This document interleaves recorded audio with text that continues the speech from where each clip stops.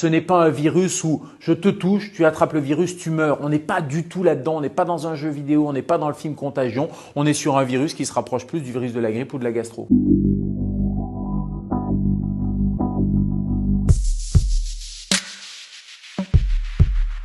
C'est un coronavirus. Corona, ça veut dire qu'il y a une couronne.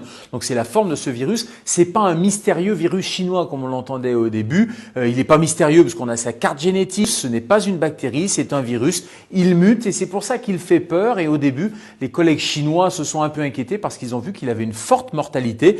Mais plus le temps a passé, plus on s'est aperçu qu'il n'était finalement pas si méchant que ça. Au début, c'est un virus animal, il reste chez les animaux et puis parfois, à la faveur d'une mutation virale, il peut passer à l'être humain, surtout quand il y a une promiscuité. Et puis après, de l'homme à un autre être humain, c'est ce qu'on appelle la contamination interhumaine et c'est comme ça que les épidémies partent.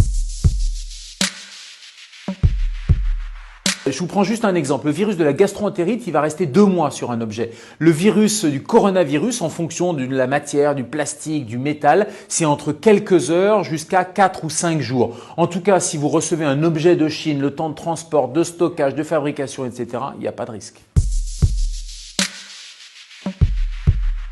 Non, je pense qu'il ne faut pas avoir peur, il ne faut surtout pas paniquer. Il y a un principe de précaution. Je trouve que là, il est un peu poussé à l'extrême. On a affolé les gens en donnant des chiffres de mortalité qui sont largement surestimés. Il faut simplement avoir des précautions raisonnables. Ce n'est pas un virus où je te touche, tu attrapes le virus, tu meurs. On n'est pas du tout là-dedans. On est sur un virus qui se rapproche plus du virus de la grippe ou de la gastro. Ce sont des barrières universelles. Qu'est-ce qu'on fait? On se lave les mains. C'est vraiment le premier conseil. On se lave les mains correctement pendant 30 secondes à l'eau et au savon. Quand vous-même vous êtes malade, il faut éviter d'aller postillonner à l'extérieur et donc vous allez mettre un petit masque chirurgical pour protéger les autres. Et puis après, il va falloir éviter les rassemblements, éviter d'aller visiter vos grands-parents parce que vous allez risquer de contaminer les gens les plus fragiles. Si vous n'êtes pas malade, il n'y a aucune utilité à avoir un masque. On peut décéder des complications directes du virus, ça donne des pneumonies. Comme pour la grippe, vous savez, la grippe, il y a 10 000 morts par an dans l'indifférence générale. Puis il y a des complications indirectes, on peut mourir de complications liées à l'alitement comme la phlébite embolie pulmonaire, liées à une complication nosocomiale. Compare autant avec la grippe et en même temps, il y a plein de gens qui disent c'est pas la grippe. C'est vrai que c'est pas la grippe, c'est pas la même famille, sauf qu'on le compare parce que les symptômes sont les mêmes. Vous avez le nez qui coule, un petit peu de fièvre, des douleurs musculaires et puis la mortalité, elle est finalement assez proche de celle de la grippe. La mortalité de la grippe, c'est 0,1%. Le coronavirus au début, c'était 10-15%. On est en train de revenir à des chiffres beaucoup plus raisonnables parce que les chiffres initiaux, c'était le début de l'épidémie, c'était en Chine avec des gens qui arrivaient à l'hôpital dans un état extrêmement grave. Mais maintenant, quand on fait des études en population générale, tous les gens qui sont contaminés et qui vont pas tous à l'hôpital, eh bien la mortalité elle est relativement faible, en tout cas largement inférieure à 1%.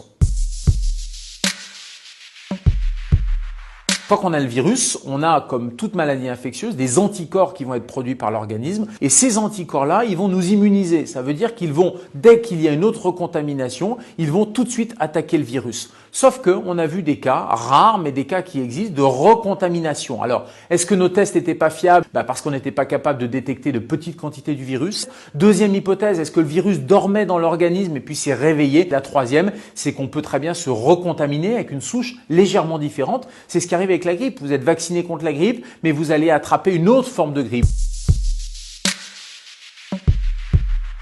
Il y a des chercheurs américains, des épidémiologistes, qui sont même en train de dire que c'est en train de devenir une maladie saisonnière. Le coronavirus, on estime que 70% de la population aurait une cicatrice sérologique, c'est-à-dire aurait eu un contact à un moment donné avec le coronavirus. Mais j'allais dire c'est la bonne nouvelle parce que ça va passer inaperçu chez l'immense majorité des gens qui vont être en contact, qui vont s'immuniser et seuls les plus fragiles risquent d'avoir des complications. Les enfants attrapent beaucoup le coronavirus, mais ils l'attrapent de manière peu grave, peu symptomatique. Ils ont simplement le nez qui coule, voire ça passe complètement inaperçu. Et toutes les études chinoises, et on commence à avoir un petit peu de recul, montrent qu'il y a 0 complication et 0 décès. On ne peut pas prédire avec précision la fin de l'épidémie, mais on sait que ça a duré quelques semaines en Chine. On voit très clairement que les cas maintenant redescendent et on sait surtout que comme toutes les épidémies, ça évolue en plusieurs phases. Après la phase 3, le fameux stade 3 avec le pic épidémique, on va avoir une décrue. On va avoir un élément aussi intéressant, c'est le réchauffement puisqu'on arrive au printemps et il est probable que ce type de virus, comme les autres virus hivernaux, diminue. Donc j'espère grandement qu'à l'arrivée des beaux jours, vous pourrez vous faire la bise. Ceci dit, les mesures préventives, elles sont valables tout le temps pour tous les virus.